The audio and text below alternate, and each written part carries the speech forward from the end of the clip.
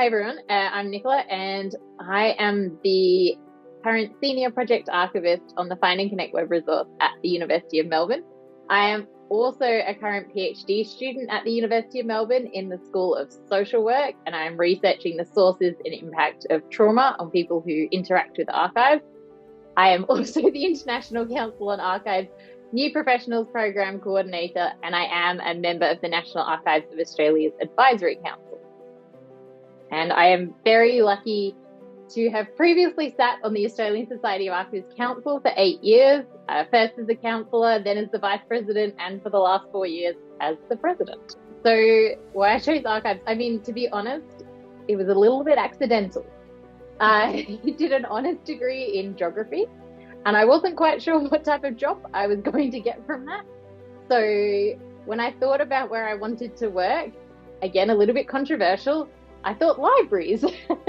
I was particularly interested maybe in a state library with a lot of the history, or I thought maybe a liaison librarian in geography, for example. Then I looked up, how does one become a librarian? Oh, you need to do postgraduate qualification. So I signed up back up to Monash because that's where I'd done my undergraduate degree, signed into the graduate diploma there at the time, and started with the library stream. Obviously, it wasn't very long before I started hearing about the wonderful world of records and archives from some incredible people like Suma Kemish and Joanne Evans, and they soon swayed me into the idea that I would like to do archives as well. So next thing, I had transferred into the master's degree so that I could get all of the core courses as well for the archives. I then actually did a semester overseas at Simmons College in Boston so that I could do a little bit of a broader, I guess, understanding in the area. And that was kind of how I fell into the world of archives. And I was very lucky. My first job was actually as a library technician at a school library, so it was very different.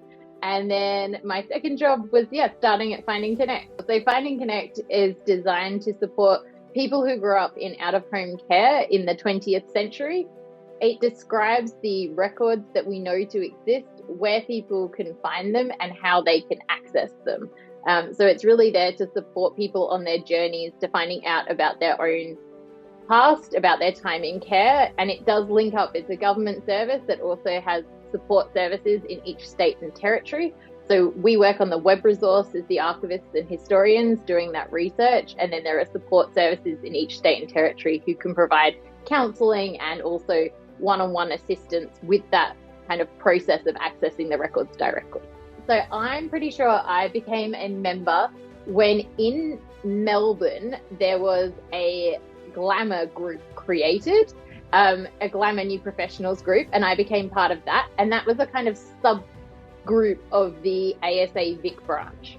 And so that was when I became a member. So I'm going to say that would have been early 2014.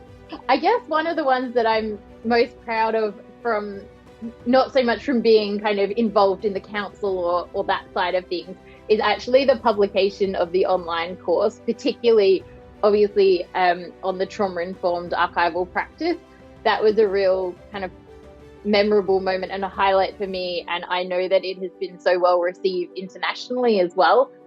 Given my ongoing kind of research in the field, I'm so proud that the ASA was willing and able to publish that toolkit so kind of early on in this field of research. So I do want to mention that, because it's still something that I'm so happy we were able to do. In the kind of leadership, obviously, of the ASA for so long, it's almost impossible to think of one moment. I mean, I loved being part of the society in that way. I love getting to represent the ASA in all these different bodies and groups and kind of be the voice of archives in those fields. I loved getting to meet so many people. The conferences are always a highlight to me. I love the conferences. I love meeting other members. I love meeting other archivists or people who are interested in the area and hearing about their work and what they do. So for the same reason, I've always enjoyed the webinars as well. Kind of any aspect really where we get to kind of hear about what other people are doing, what they're exploring, maybe what their challenges are. Yeah, it's so hard, I think, to look back and think of just one thing. I guess it's been so much of my time in archives has been so interwoven with the ASA and my involvement. It all kind of meshes in a really nice, positive way.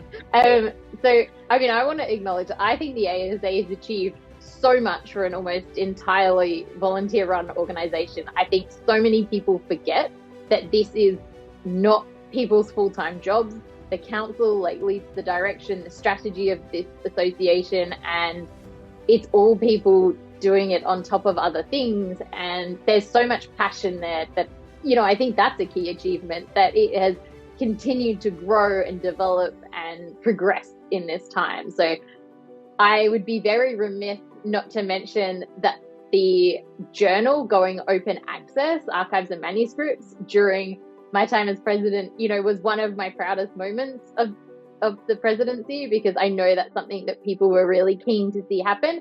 And I'm so pleased that we were able to do that. And also, congratulations to everyone who was involved in that process, because it was not a straightforward one, but it's been really wonderful to see.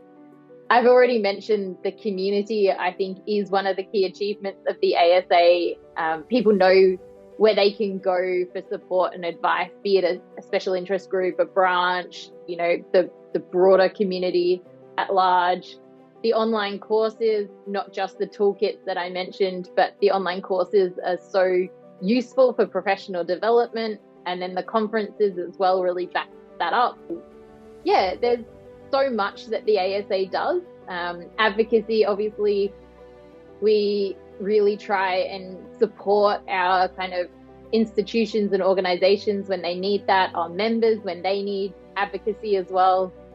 So I think there's so many different bits that the ASA is really good at and should be really proud and consider its key achievements. I think there's always more and always things that we can consider doing, but yeah, I think there's probably so much I haven't even thought to mention then, but there's a lot. The personal level, I think the ASA has kind of changed everything I've done. Like, the professional development opportunity was unparalleled for me, particularly starting on the council at a pretty early stage in my career, and then getting those leadership skills through the council is something that I will not forget and will be a kind of founding part of my journey, I think, in my career moving forward. So I think I can't kind of undersell that part of it, really. And I think of presenting at my first conference, and then the kind of last conference I was at, I'm opening it, I'm closing it. It's such a different world, but it's so amazing. I think from a professional level, the ASA is key to the community. It creates a space where people can come together. It creates a kind of core body where people can access the support they need, or just know that there are other people out there. I think for some people, just being a member is enough, because then they just know that there's a body of archivists that exist in Australia, which I think is really key. I think the ASA is always, it's always doing so much given the size of the organisation it is. And I think at a societal level, sometimes just reminding people that the importance of records and archives is so powerful. When I was president, I did some advocacy, on radio shows or on the news and things like that. And that was always such an honour to be included, because sometimes people forget, I guess, about the archives. We're not always seen as this critical piece. So when we can do that advocacy, when we can raise the profile of archives, that's something that the ASA has a really powerful role in doing. It's not something that many individual archivists get the opportunity to do. It's really only through the power of the society and being that collective body, that collective voice, and being able to channel the knowledge and expertise within our community that we're able to be there for each other. This is such a big question. I love it. I think I've mentioned to Samara before, but I'll acknowledge it here as well, that for me, the community aspect of the ASA is the best part of it, but it makes it really agile in many ways. but it can also make it more traditional. It can also make it more challenging to move forward. So I think the community itself is both an opportunity and a challenge that it can work with. And it really depends on who gets involved. And I mean that, like I said, some people just become a member, and for them that's enough that the society exists. But if you want to see the change, if you believe that the ASA should be doing more or should be trying to achieve more things, then you have to get involved. That's the way that we'll be able to look forward, that the opportunities will present itself. So I think that will be really exciting to see who are the new voices coming through. What are they passionate about? What do they want to see change? Because that will be where we see things move in a different direction. I think we're seeing, obviously, in the 50 years that it's existed, a massive shift in kind of from a paper-based focus, to much more digital. And even in the last 10 and 20 years, we've seen that really explode. So I can't imagine how much more that's going to change moving forward, and how that also shifts the focus of the society as well, because I think that will happen. We've got to participate in the right forums, in the right way. We're seeing lots of conversation around AI and what does that look like. I mean, that's just one technology, right? There's going to be so many more moving forward we haven't even thought of yet. So I think that we always are aware of the challenges as archivists. I don't think that's something, I would say we're very aware of them sometimes. And I think sometimes we forget that there are so many opportunities. But we really have to make sure we have a voice at the table. And it's through our community, through the ASA, that we're able to do that. So I think there's a lot of different ways it could go. I'm excited to see where it heads. But I think it will really be driven by who's involved in the society at any time, and kind of where that passion takes us. For me, the ASA has been such an amazing experience. I want to encourage always everyone to get involved with it at least once. It doesn't matter how small or how big it is. I started at a branch. That was fantastic. I really enjoyed that as well. And then moving to the council just opened up my horizons. I love meeting people, if that isn't evident. I love talking to people. So for me, that was a great opportunity. I just learned so much that I think it's really key. I would love to see everyone get engaged. I'd love to see the conferences continue to be accessible for people. That's been such a great thing that we've been able to do, and see more people getting involved in different ways.